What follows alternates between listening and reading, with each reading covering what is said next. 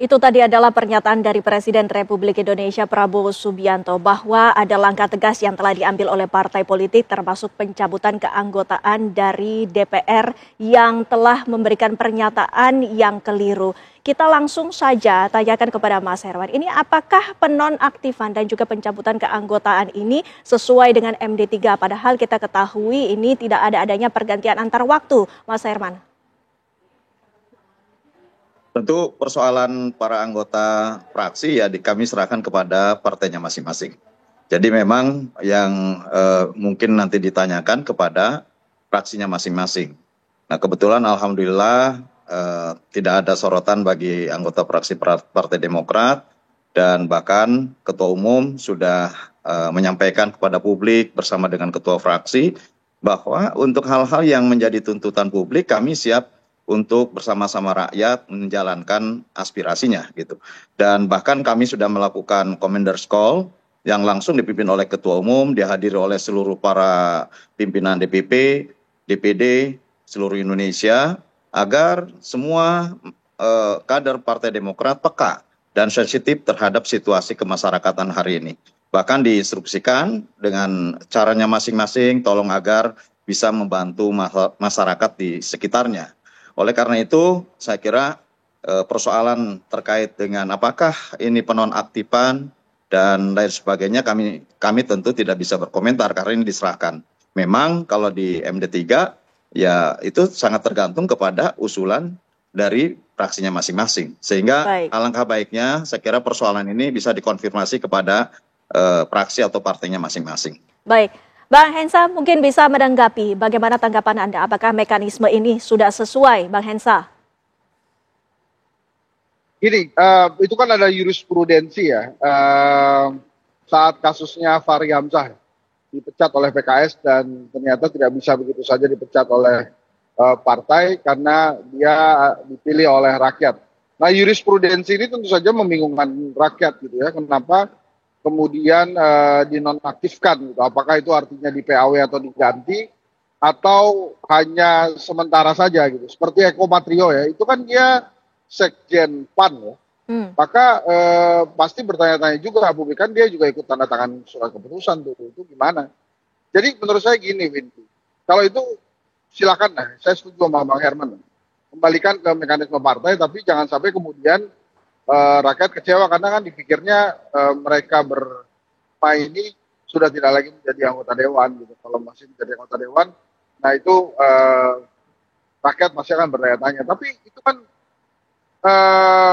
salah satu masalah saja. Masalah terbesarnya keadilan sosial bagi seluruh rakyat Indonesia itu yang kemudian dipertanyakan oleh masyarakat gitu ya. Pada saat Pak Prabowo mengatakan efisiensi dan semua rakyat wajib mengikuti efisiensi, apakah pejabat-pejabat dan anggota dewan juga ikut serta dalam melaksanakan atau patuh terhadap pelaksanaan efisiensi itu. Nah itu kan sebetulnya yang jadi pertanyaan dari masyarakat luas. Jadi kalau kemudian pemberhentian atau penonaktifan anggota dewan itu menurut saya hanya bagian kecil dari tuntutan rakyat. Ya. Jadi mungkin ya itu sifatnya menenangkan sementara. Tapi apakah kemudian para pejabat, para Dewan Perwakilan Rakyat ini mengikuti efisiensi seperti ya bagaimana rakyat mengetatkan ikat pinggang, itu kan menjadi pertanyaan gitu ya. Tapi memang kalau buat pemirsa TV One hari ini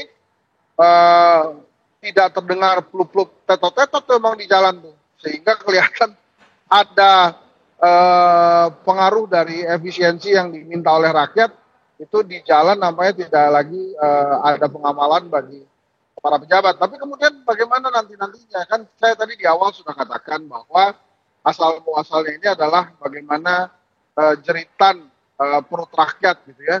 Memang kejadian aksi ini kalau kita runut-runut itu pasti ada pengaruhnya dari Pati. Pada saat rakyat Pati berani bersuara keras kepada pada Bupati Sudewo tentang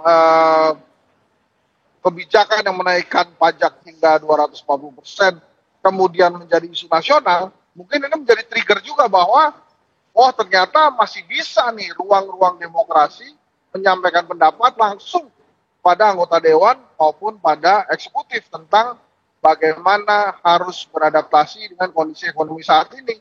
Yang lagi-lagi saya ulang, ini sumbernya ini masalah perut, Pak. Jadi harus ada sebuah kebijakan dari pemerintah untuk bisa menenangkan perut rakyat ini. Dan satu lagi yang tadi saya katakan, pemerintah saat ini butuh bicara dengan para tokoh-tokoh yang bisa menenangkan publik. Dengan segala hormat tanpa mengecilkan para petinggi partai politik yang kemarin hadir mendampingi Pak Prabowo, mungkin kalau dijejerkan hanya Ibu Mega itu yang punya kemampuan untuk menenangkan masyarakat.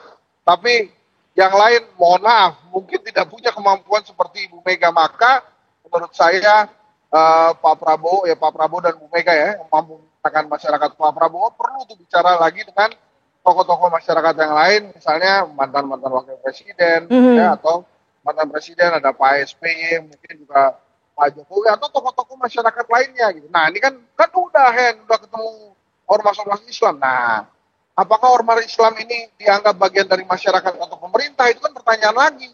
Karena kan ormas Islam ini sudah dapat konsesi tambang kan. Bisa jadi, wah ini Anda ini kan sudah dapat konsesi tambang, Anda adalah bagian dari pemerintah, pasti sulit mendengarkan kami. Bisa jadi begitu tuh.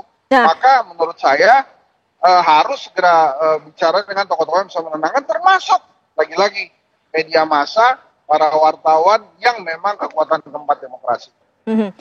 Tentunya juga langkah konkret yang ditunggu oleh masyarakat, Pak Sugiat. Kami juga ingin mengetahui apa selanjutnya yang seharusnya dilakukan agar masyarakat ini, tuntutannya ini dapat segera terrealisasikan dan aspirasinya tidak hanya menjadi catatan, tapi ada solusi dan juga adanya langkah yang bisa menyelesaikan permasalahan yang dirasakan oleh masyarakat, Pak Sugiat. Ya, sebelum saya menjawab pertanyaan itu, saya ingin menambahi bahwa apa yang terjadi beberapa hari belakangan ini bisa menjadi evaluasi bagi kami sebagai anggota DPR, baik DPR RI, DPR di provinsi maupun DPR di kabupaten kota, bahwa seorang anggota DPR itu tidak hanya bisa mewakili dirinya sendiri, bahwa apa yang dia lakukan, percakapannya, tingkah lakunya itu merepresentasikan institusi, itu anggapan rakyat. Tidak bisa misalnya seorang Sugiat Santoso melakukan kesalahan itu hanya ditimpakan hanya kesalahan Sugiat Santoso. Rakyat tidak menilai itu. Rakyat menilai bahwa itu anggota DPR, berarti DPR-nya seperti itu. Itu yang bisa menjadi refleksi kita bersama, bahwa ke depan ada kode etik dan kode moral yang ada di tengah-tengah masyarakat, yang itu harus kita jaga bagi anggota DPR baik semua tingkatan supaya tidak terulang lagi. Itu yang pertama. Yang kedua, saya pikir dalam konteks mengevaluasi DPR ada dua mekanisme. Pertama, mekanisme internal partai, tapi juga ada mekanisme di DPR yang itu Mahkamah Kehormatan DPR. Ada banyak aduan masyarakat ke MKD yang itu diproses oleh MKD. Saya pikir ini juga bisa diaktifkan kembali. Tapi Mbak, kalau kita mau jujur, DPR RI periode ini sesungguhnya, kalau ini bukan karena saya anggota DPR RI saya mengatakan ini, tapi ada beberapa fakta yang menunjukkan bahwa kita sesungguhnya sudah sangat responsif terhadap isu-isu kerakyatan. Misalnya pada bulan Januari lah, kalau kita baca kembali berita-berita, pada saat itu ada kebijakan Menteri Keuangan menaikkan PPN 12%, langsung DPR turun langsung bagaimana kebijakan ini tidak menyulitkan rakyat, sehingga diambillah pada saat itu kebijakannya hanya untuk harga barang mewah misalnya. Kemudian pada bulan Februari ada kebijakan Kementerian SDM yang itu terkait dengan LPG 3 kg yang itu juga dianggap sangat menyulitkan rakyat. Lagi-lagi DPR turun langsung untuk menuntaskan itu agar kebijakan itu tidak menyulitkan rakyat. Belum lagi beberapa bulan yang lalu ada kisruh tentang perebutan 4 pulau antara Provinsi Aceh dan Provinsi Sumatera Utara. Lagi-lagi DPR juga turun langsung. Sekarang kami sedang menangani persoalan kisruh hak cipta atau hak royalti yang terjadi antara pencipta dan penyanyi lagu. Itu mudah-mudahan akan bisa tuntas. Saya pikir secara apa yang kita lakukan secara kelembagaan itu sudah sangat merespon isu-isu kerakyatan. Tapi memang karena nilai setitik rusak susu bersebelanga kan. Karena ada beberapa oknum DPR yang salah cakap, salah bertingkah laku, rakyat lalu mengeneralisasi bahwa itu adalah representasi dari DPR. Saya pikir itu yang menjadi refleksi kami bersama. Baik, Pak Gi. Terkait dengan solusi dari persoalan-persoalan rakyat, saya optimis bahwa APBN 2026 yang akan kita susun bersama pemerintah. Pak Prabowo berkali-kali dalam pidatonya bahwa anggaran itu harus semaksimal mungkin untuk hajat hidup rakyat. beliau pada APBNP 2025 sudah mencontohkan bagaimana efisiensi terhadap beberapa program yang dianggap menghambur-hamburkan uang rakyat itu bisa dipangkas dan itu akan digunakan untuk program-program yang itu sangat terkait dengan hajat hidup rakyat. Dan ini di bulan September awal ini setelah Pagu definitif diumumkan oleh pemerintah, DPR bersama pemerintah akan membahas program-program yang saya akan percaya itu akan berpihak kepada rakyat. Baik. Baik, terima kasih Pak Sugiat, terima kasih Pak Herman, dan juga terima kasih Bang Hensa. Kita nantikan bagaimana langkah tegas dari pemerintah dan juga DPR untuk kemudian mengabulkan segala aspirasi dari masyarakat demi rakyat pula. Terima kasih Bapak-Bapak telah bergabung bersama kami di Apa Kabar Indonesia Malam.